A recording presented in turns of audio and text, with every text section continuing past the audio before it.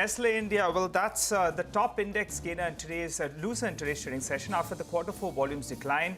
The management attributes part of the volume slowdown to price hikes in Maggi. Stock is down close to around 3%.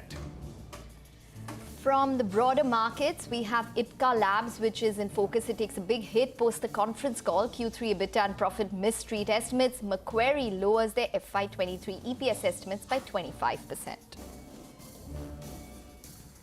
There could be a takeover battle brewing between auto ancillary companies, Minda Corp as well as Pricol. Pricol management tells CNBC-TV18 that they are sure of not selling any stake and they don't see any synergy working with Minda Corp.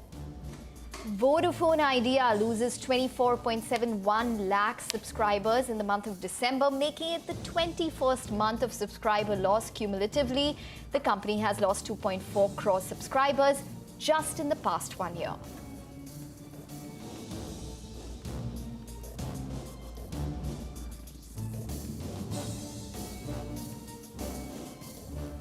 Hello and welcome to Chartbusters. I'm Nigel D'Souza and joining me today is Ekta Batra. Well, Ekta, it was supposed to be not a great Friday morning, but good to see the markets, well, they've stabilized. We're down only around 30 points odd. When we woke up earlier today, the SGX 50 was suggesting a 100-point downtick. So not so bad then. Hi, Nigel. Yes, absolutely. The Bank Nifty is down around 0.7% at this point in time. And I think a lot of the big cues, especially from the macros, are now out of the way. We have the Fed, the inflation rate from the US, which is out of the way. Yes, the commentary did sort of deter the markets at this point in time. We have the Reserve Bank of India meet, which has been concluded. We have the inflation data back home, which has been out for the month of January as well. So a lot of macros, earnings out of the way. So let's see what the market takes cue from going forward. As of now, like I mentioned, the Bank Nifty is underperforming, down around 0.7%, and the mid caps down around 0.4%. A bit of a sluggish session, you'd have to say. Okay, all right. Let's move on then and let's get our first management on the show. RateGain Travel Technologies reported a strong set of numbers. The company saw robust growth and higher margins on the back of sustained global travel demand. Mr. Bhanu Chopra, the chairman and managing director, joins us on the show. Hi, Bhanu. Good morning. Thanks so much for joining in. Another solid showing, so good going on that aspect. The problem is, there are various reports that suggest the globe is slowing down a little bit. So I wanted to focus on your marketing technology segment. It appears it's slowing down. Are you seeing any budget cuts from your clients in this particular segment?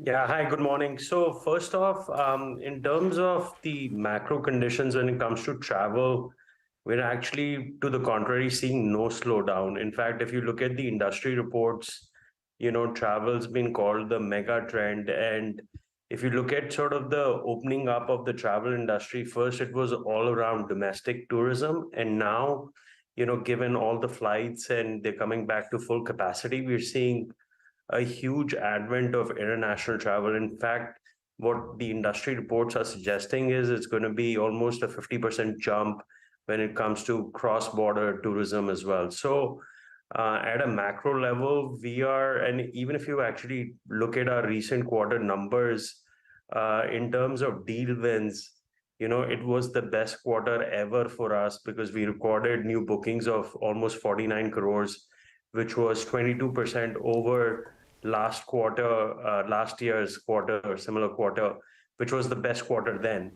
So, at a macro level, we actually don't see anything. And in terms of the volumes in our business also, they're increasing quite substantially. So Bhanu, just to come in, you're seeing no budget cuts from your clients as of now, at least.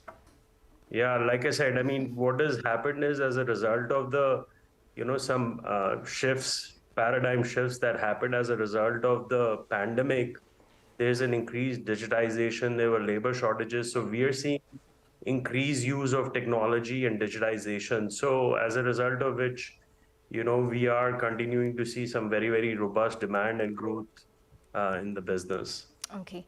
Bhanu, in fact, this quarter you had the best new contract wins of around 49 odd crores. Do you think that that's sustainable? Are you probably going to achieve those kind of numbers in the coming quarters based on the commentary that you've given us as well? Yeah, look, when I look at RateGain numbers and I sort of hear all the news, that's around us, and there is news about doom and gloom. And when we look at our numbers, it's quite contrary to what you see.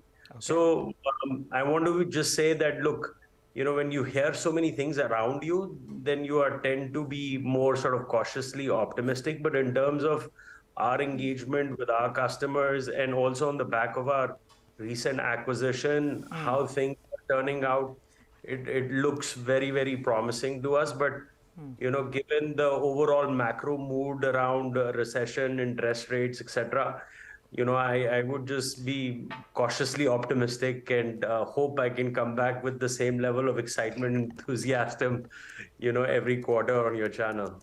Okay, all right. But do you think that you have at least some kind of visibility or optimism to share on the margins? Because you've done well there. It's been some of the highest margins that you've reported in the past couple of quarters, or at least since Q1 of FY22. You've improved all the way to 16.6%. Is this a figure we can work with going forward? Yeah. So Ekta, when we actually came to the public markets, we were right around 9% operating margin. And what we had indicated is we would see an expansion of 200 to 300 basis points every year, getting to about 20% over a 5-year period. So as you can see, we've exceeded that guidance by a huge margin. We already at about 17%. So we feel very, very good about where we are now. And quite frankly, the company is now almost at a 800 crore run rate, given the acquisition that we did. And I feel we are still very small. The opportunity that we are after is a $7 billion TAM. Yeah. And we need to invest in the company. And so we will, given that we've exceeded what we guided for, we want to now take, whatever excess margin that we create from here on, as the operating leverage kicks in, back Yes. into expanding on our sales and marketing muscle. So yeah, so net, I would say, we will continue to deliver similar kinds of margins, and anything over, we will look to reinvest. All right, Bhanu, I've got a couple of questions for you. As you briefly said that you're going at a run rate of around 800 crores. I'm looking through an Anand Rathi report, and they're working with around 890 crores for next year in terms of revenues. And also they're working with margins of around 16%. That's including the Adara acquisition. Gettable? Absolutely. Okay, all right. 890 with around 16% margins. What about Adara? You all got a good deal. You bought it, I think, when the last year they did something around $27 million odd in terms of revenues. But prior, I think, to COVID, they were doing close to $100 million odd. So what's the trajectory out there? Do you see that number head back towards those levels? Yeah, so, as you know, travel industry was hit quite hard as a result of the pandemic, and so was Adara. And given the company was never profitable, it was really hard for them to go back to that $100 million trajectory. So within, RateGain hands now, and given the strong balance sheet that we have, and we have a huge overlap of the same customers. So our low-hanging fruit is to really reactivate a lot of those relationships that they had with the large hotel customers or car rental companies, which we have as well. So we've been pretty conservative in terms of what we've guided. We said we'll grow the business back, at 15%. And I was a bit cautious when I came on your channel last time around, because we just acquired the company. We just got married, and it takes time to, figure out your partner. It's a difficult phase. Yeah.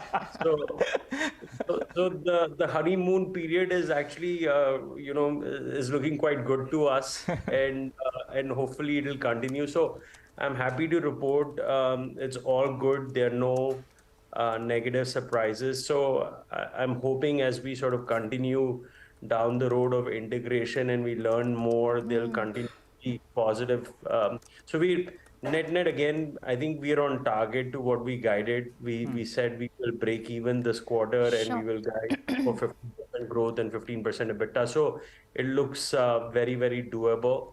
Hopefully we can come back and revise it upwardly, and happy to have that conversation. Okay, next Bhanu, time. just a quick last question. Over 400 crores of cash. You are positive on the integration of this current acquisition that you've spoken about.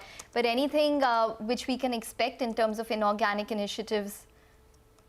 Yeah, look, I've always said this. It's we are an acquisitive company. We have a robust M&A program. It's a lot about being patient. Adara took us 2 years to consummate because you have to be patient if you want to get the right price. And I do believe, given the overall market meltdown on tech valuations in the West, there are a number of opportunities we are pursuing, but waiting for the right price.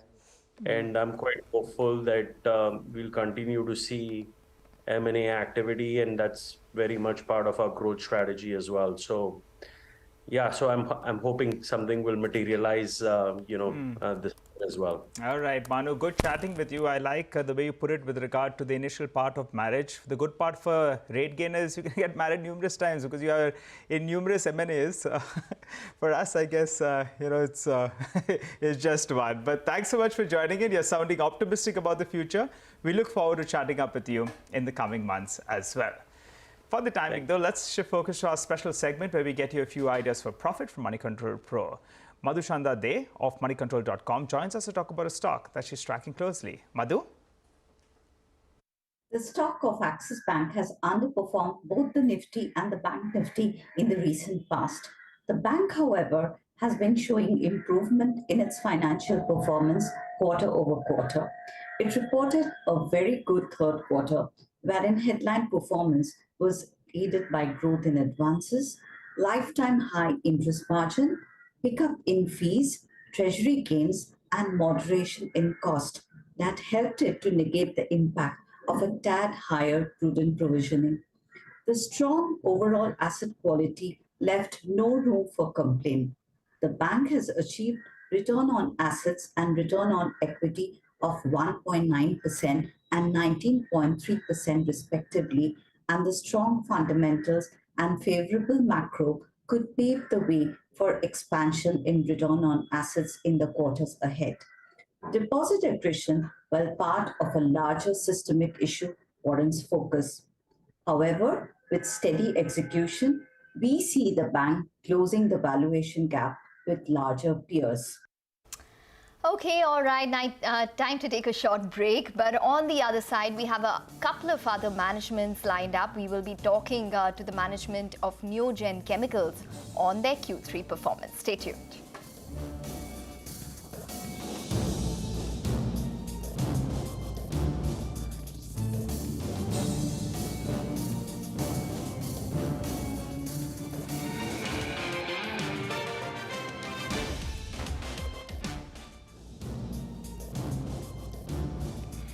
Welcome back. Well, for the markets, it is holding steady currently for the Nifty at just about 18,000. So let's see whether we manage to sustain those levels in today's trading session, especially on a closing basis for the week. For the Bank Nifty, it's underperforming at this point in time, so down close to 300 odd points for the Bank Nifty, down around 0.7%. We have another management which is lined up. Our next guest is Neogen Chemicals. They've reported what is a good set of third quarter results. The company saw strong revenue and profit growth, which was led by both their organic as well as their inorganic segment. Revenue was up 40%. We have with us Dr. Kanani, who is the Managing Director of Neogen Chemicals, joining in to discuss their Q3 performance. Hi, sir. Welcome to the show. Well, if we could just start by talking about this revenue growth. What led to this 40% growth? What can you guide us in terms of value as well as volume growth this quarter? And what might the trajectory be? Hi, so thanks for having me here. The growth which we saw in Q3 mainly came with higher utilization of our Dahej facility. So this facility came online in September, October 2021. And slowly now this is coming to full utilization. So we are expecting maybe by next quarter or the quarter after we'll reach full utilization. So we expect to continue quarter-on-quarter growth as well as year-on-year growth in next couple of quarters as well. And the other factor which led to growth was the higher prices of lithium. So the lithium prices are high. And there are very few companies worldwide who's able to get lithium because of the shortage. So Neogen is one of the companies with almost 30 years of experience in lithium chemistry. We are able to, we saw also volume growth in lithium as well as the price. So both together allowed us to increase revenue almost to the extent of 40%. And we continue the growth trajectory we've been throughout this quarter backed on the lithium prices, and also the main contributor also is the increase in organic production. Okay, all right. Hi, Dr. Kannani. Thanks so much for joining in. Well, good to see a top line growth, but margins have come down to around 16.5%. You want to hold on to these levels? Does it go back to around 18%, or do you see further pressure from here? So what's happening is the lithium prices have increased 6 times, 7 times. So we are passing on this increased price. So on an absolute basis, we had guided for 600 crores and 600 crores of top line and EBITDA of around 110 crore. So we already achieved 80 crore in the first 3 quarters. So we are already exceeding this rate. It's only the additional price of lithium. So if you correct for the additional price of lithium, the margins are still 18.5 to 19%, what are our usual. So we are waiting for lithium price to stabilize a bit. But yeah, if the lithium price remains at this level, the margins will be somewhere between 16 to 17%. As the organic utilization improves, as our product mix changes, as the new plant gets more and more stabilized, the margins would go beyond 18% in future. Okay, all right. So that's a strong margin guidance coming in. Generally, the second half is stronger for you. You've delivered in Q3. What is Q4 looking like? Are you is it in line with your expectations? And what about key markets such as Europe? Because that's when the orders tend to pick up, right? Post-January. Is that taking place as per your expectations and internal assessments? Yes, so we are still seeing Q4 a bit higher than Q3, as we usually always see. And also, we are seeing good requirements coming in from Europe. So the pharma segment is a little bit slower, just generally Europe, India, everywhere. So the main challenge has been a little bit of that. But you've seen improvement as compared to Q1 and Q2, what we had seen, we've seen improvement in Q3. And we are also hoping Q4 continues in the same direction. Okay, all right. Dr. Kannani, if Q4 is as good or better than Q3, then you will be ending this year at close to around, roughly around 780 crores or 680 crores, 650 to 680 crores? Yeah, so our guidance is between 675 to 700 crores okay. To end this year. So 675 to 700 crores for this year. And for next year, on that sort of a base with capacities ramping up, what kind of a growth are you looking at? So even next year, on the stable lithium price, we had guided at around 750 crores earlier. So with everything remaining on track and lithium prices remaining on a higher basis, so with the lithium price correction, we might be like a 800 crore plus kind of a revenue for next financial year. And overall, we've also, announced a 450 crore additional capex through our subsidiary in lithium. So for next 2 to 3 years, we are trying to achieve at least a 30% compounded annual growth rate from FY23 to, let's say, FY26, 27, up to that.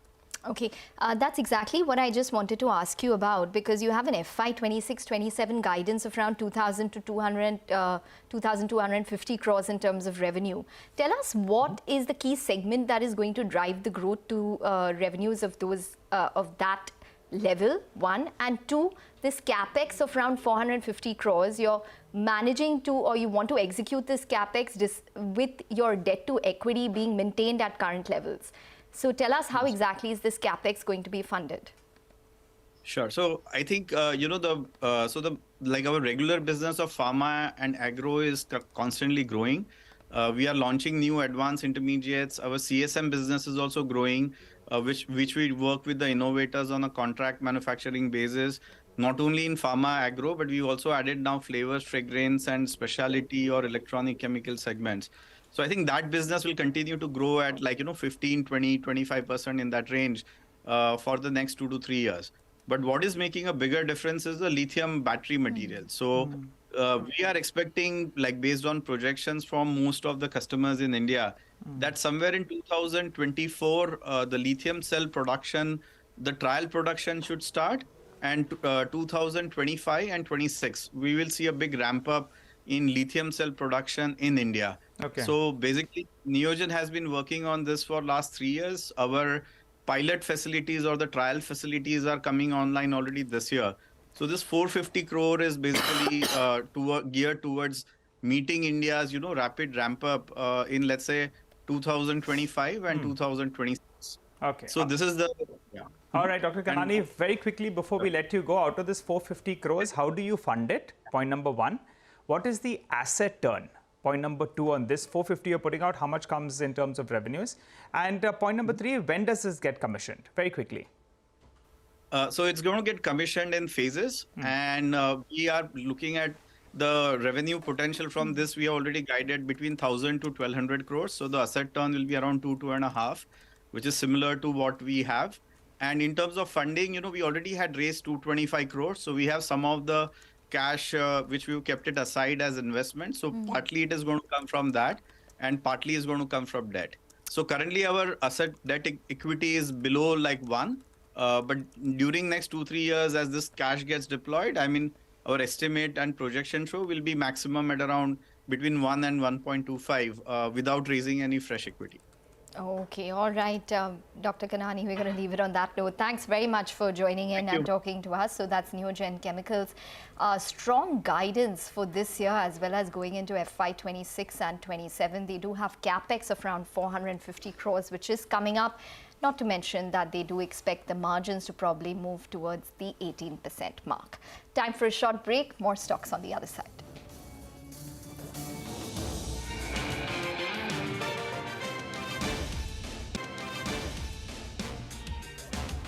Welcome back. Well, the markets are down close to around 40 points odd, but don't lose sight of what's going on in the broader markets. HAL, well, that defense stock is on the offensive yet again. Just pull up the intraday chart. It's moved to the high point of the day. BEL as well following suit. That one as well is doing well, and volumes are picking up on that one. And from, the financials and the lenders, you have Canfin Homes. Just pull up the intraday chart out there. That is one has seen a good uptake. A quick point on Precall as well as Minda Corp. Both of them were up close to around 5% odd. Both of them have come in for profit taking. Precall is at the low point of the day. Maybe the big outperformance we've seen in the last 1 year. The stock is up more than 65%. So from the highs, it's down close to 10%. And Minda Corp, maybe the street is wondering whether or not they're paying, top dollar for this acquisition, because it trades at a more expensive P in comparison to, Precall trades at a far expensive P in comparison to Minda Corp. Precall at around 24 times, Minda Corp at around 21 times odd. But we have completely run out of time on this edition of Chartbusters. You stay with us. Trading Hour comes up next.